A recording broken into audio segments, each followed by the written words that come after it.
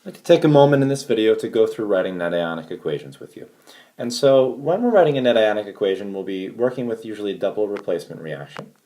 And in this particular double replacement reaction, we have iron sulfide and magnesium chloride reacting to form iron chloride and magnesium sulfide. Now, if I didn't give you that this was a solid, you could figure that out by looking at table E.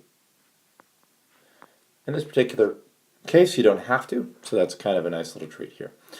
Now, it's important to explain, first of all, what aqueous looks like. So, for example, if I have FeS, and that's aqueous, okay?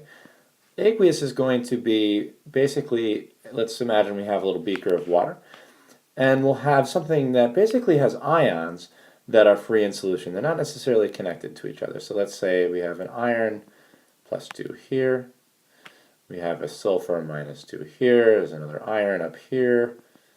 And then another sulfur over here. The idea is that these are free in solution, so technically these can be separated. In this particular case, iron sulfide, aqueous, is going to be able to be separated into Fe plus 2, aqueous, since plus 2 is the oxidation state, and sulfur, S minus 2, aqueous.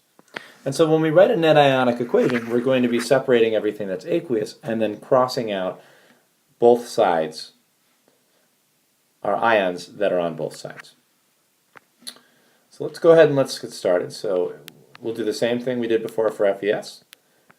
We're going to go ahead and write Fe plus 2, aqueous. If there were two Fe's, we would write 2Fe plus 2 aqueous. We just take that subscript and move it to the coefficient, but we don't have to do that in this particular case.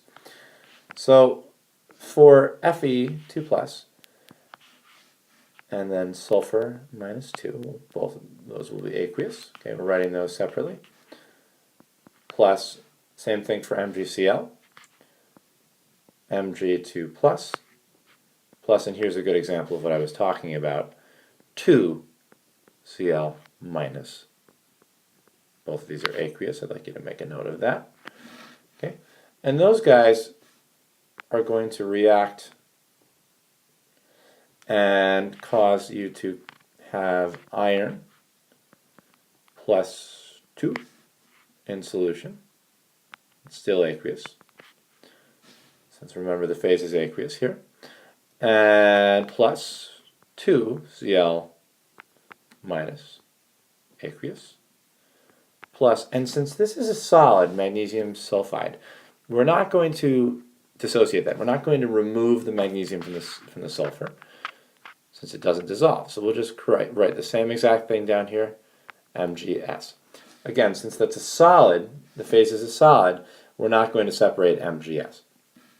So that's going to be our complete ionic equation.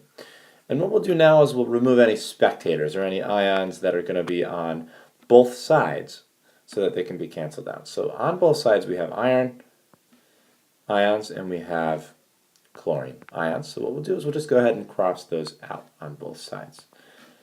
Okay, that's the second step there. And then third, we'll just go ahead and we'll on the bottom rewrite this without those spectator ions. Sulfur minus 2,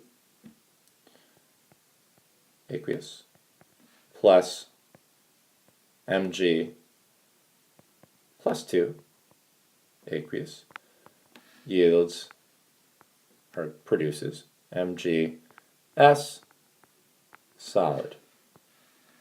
And that is going to be our net ionic equation, which is essentially just simplifying a double replacement reaction so that you only show the ions that form the solid on the reactant side and the solid on the right side, or the precipitate.